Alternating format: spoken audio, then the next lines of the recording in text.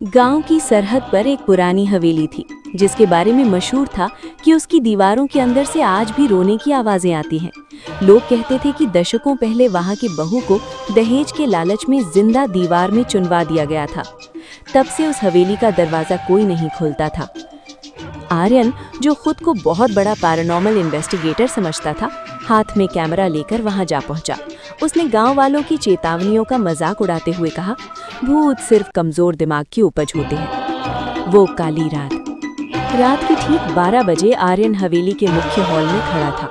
उसने रिकॉर्डिंग शुरू की और चिल्लाया, अगर यहाँ कोई है तो मुझे रोक कर दिखाओ, मैं कल सुबह तक यहीं रहूंगा। अचानक हवेली का भारी दरवाजा अपने आप जोर से बंद हो गया।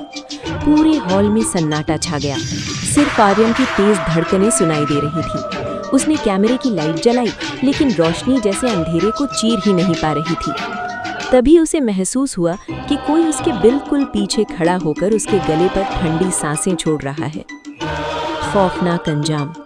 अगली सुबह जब गांव वाले हवेली के पास से गुजरे तो उन्होंने देखा कि आर्यन हवेली की उसी दीवार के पास बैठा था जिसे बरसों पहले बंद किया गया था। वो हिलडुल नहीं रहा था। जब लोग पास गए तो उनके पैरों तले जमीन खिसक गई।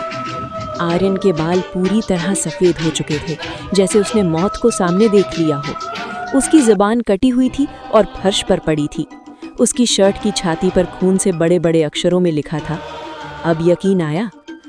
आर्यन जिंदा तो था, लेकिन उसकी दिमागी हालत ऐसी हो चुकी थी कि वो ताउम्र कुछ बोल नहीं पाया।